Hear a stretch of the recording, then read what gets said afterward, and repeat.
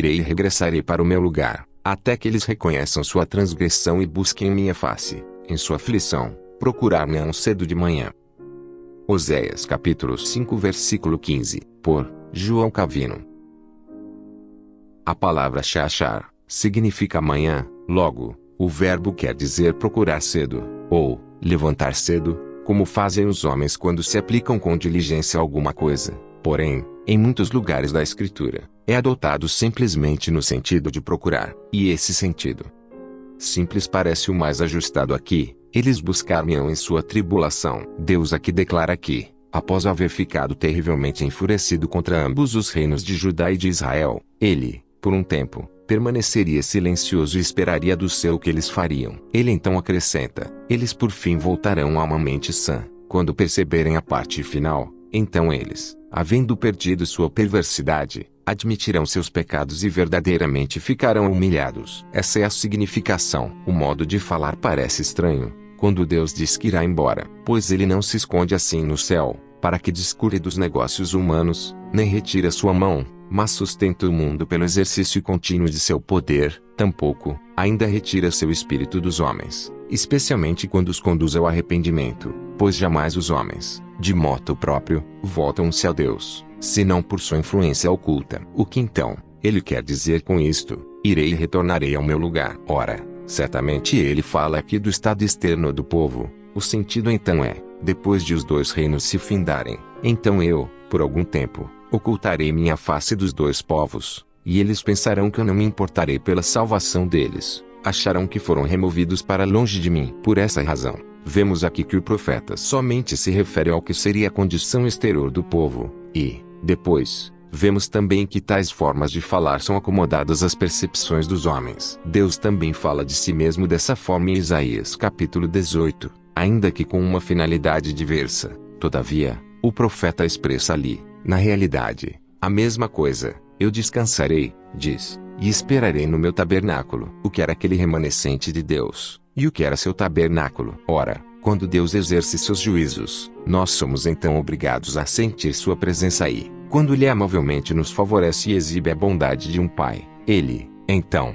realmente se nos mostra propício. Contudo, quando Ele não nos visita por nossos pecados, nem nos dá sinais de sua mercê, dá a impressão de se afastar de nós, e de não demonstrar nenhuma consideração por nossa vida. Compreendemos agora, pois, que o profeta fala da época do exílio, como se dissesse, após Deus executar seu julgamento cabal contra vós, e ficardes assemelhados no exílio, Deus então vos desamparará, como se de maneira alguma vos estimasse, mas estivesse esquecido de vós, pois ele deixar-vos a ficar ali, precisamente na Caldeia e na Síria, e, então, não vos enviará nenhuma luz de salvação. Portanto, Deus estará, por assim dizer, inativo no céu. Isso é uma coisa. Mas, ao mesmo tempo, o profeta mostra o desfecho final, ou seja, que eles, posteriormente, retornariam ao Senhor, e ele afirma que tal é também o propósito divino, até eles reconhecerem, diz, que pecaram, pois é o princípio da cura quando os homens consideram a causa de sua enfermidade. Ele tinha dito antes que Israel via sua moléstia,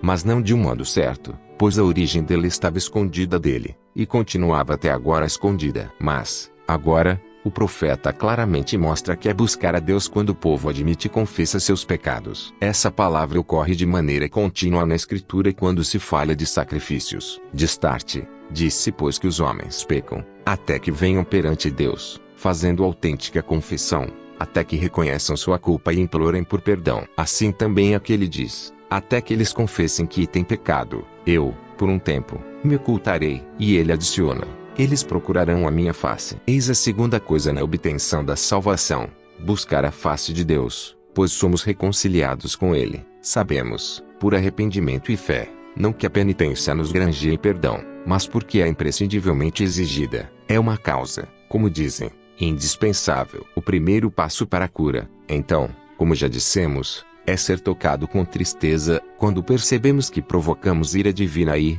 assim, nossos pecados nos desgustam. Porém, aquele que é desse modo, por si mesmo, tornado um pecador, isto é, aquele que começa a ser o seu próprio juiz, deve, em seguida, acrescer esta segunda coisa, buscar a face de Deus, isto é, apresentar-se como suplicante diante dele, pedindo perdão, E isso procede da fé. É, pois, ao arrependimento que a palavra, asam, diz respeito, que é reconhecer pecado, e buscar a face de Deus faz, devidamente, parte da fé. Agora, vejamos qual é a aplicação dessa doutrina quanto aos dois povos. Quando os israelitas e os judeus viveram no exílio, era-lhes de grande benefício ter isto certificado, que Deus estava ocultando sua face por um momento, para que oferecesse a eles tempo para se arrependerem. Isso é uma coisa. Ora, quando os homens prudentemente atentam a isto, que devem procurar Deus, e que se arrependam, eles ficam encorajados. E essa é a mais penetrante ferroada para despertar os homens, para que não mais fiquem torpes em seus vícios. E isso é o que o profeta quis dizer quando o Senhor banisse ao exílio tanto os judeus quanto os israelitas, que não julgassem que, conquanto por um período ele parecesse rejeitá-los, estivessem totalmente desamparados,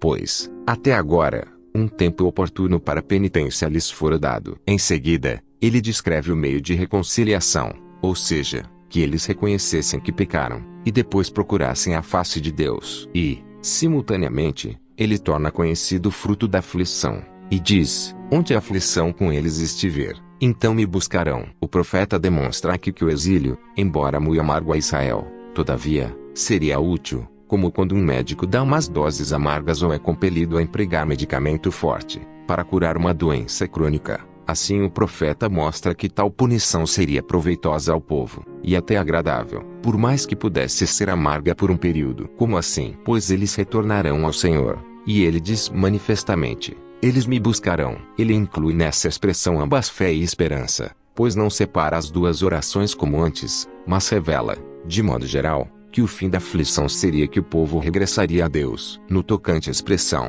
buscar cedo, eu já disse que não aprovo esse significado, pois nem os israelitas nem os judeus procuraram Deus logo, mas foram, com dificuldade, após um longo período e uma longa série de 70 anos, por fim levados ao arrependimento. Que sorte de buscar cedo era essa? Eu, pois, não subscrevo a tradução da palavra como eles me buscarão cedo. Porém, como tenho dito, a simples ideia de buscar é mais adequada.